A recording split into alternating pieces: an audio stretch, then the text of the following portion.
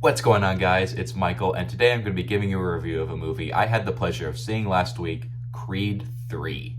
It is directed by Michael B. Jordan in his directorial debut, and it is the 9th film in the Rocky franchise, the first without Rocky. We follow Adonis Creed after the events of Creed 2. He is having a successful boxing career along with being a pretty good family man at heart. That all changes when his former boxing friend Damien, played by Jonathan Majors, gets out of prison and wants to challenge Adonis Creed for a fight, leading into unwanted tension and some unwanted consequences in the run. Now, before we dive into Creed 3, I want to give my overall thoughts on the Rocky franchise. Other than Rocky 5, I think this franchise is rock solid.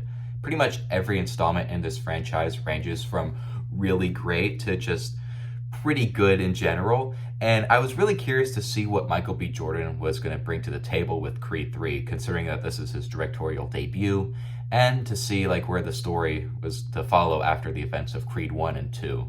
I've really enjoyed the past two Creed movies. I think they're really solid, and they do a really good job at bringing some new blood into the franchise, along with respecting what came before it with Rocky Balboa and some of the other movies. But I was also a little bit concerned because this is the first movie in the franchise that doesn't have Sylvester Stallone as Rocky Balboa. He is the heart of this franchise, and I thought it was really weird to see him not return for this one. Apparently there's some legal issues with the character and Stallone not really agreeing with the overall script of this movie, but that's a story for another day. Bottom line is that was one of the things going into this movie. It's just okay, this is going to be a Rocky movie without Rocky. So you're just going to have to keep that in mind when going to go see this movie. You also have Jonathan Majors playing the main villain, which he's been making a name for himself recently, these past 2 or 3 years.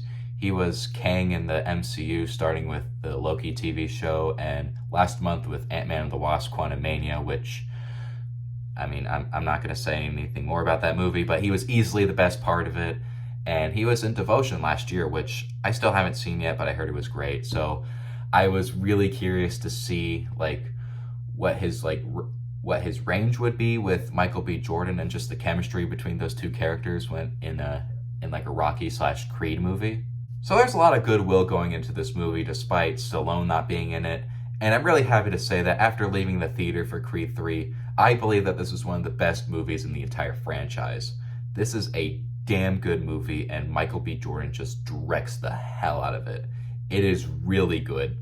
The movie does a solid job at expanding the universe. You do see some flashback sequences with Adonis Creed and Damien, which add a lot of backstory and information later on in the movie. I just thought it was very interesting to see Adonis Creed and Damien before the events of Creed 1, just seeing how their relationship has evolved and where they are now.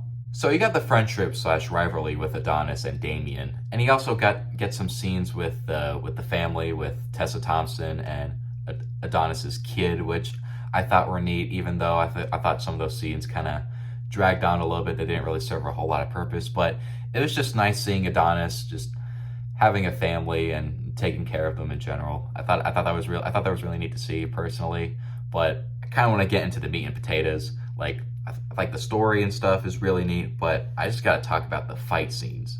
The fight scenes in this movie are nuts. It's kind of a different approach because Michael B. Jordan was heavily inspired by past anime like Dragon Ball Z, and so with all the fight scenes, there's quite a bit of slow motion, and you can really feel the punches. It's just that kind of thing. You really feel the punches and some of these people getting hurt.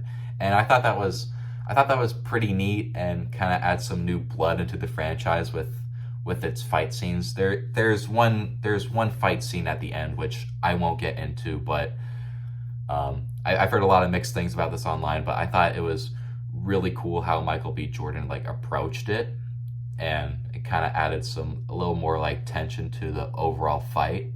I just thought it was really neat. I mean, for Michael B. Jordan's directorial debut, I couldn't ask for any better personally. So yeah, fight scenes, they add some fresh blood to the series, and I love the more personal scenes with Damien and Adonis as they catch up and all that stuff.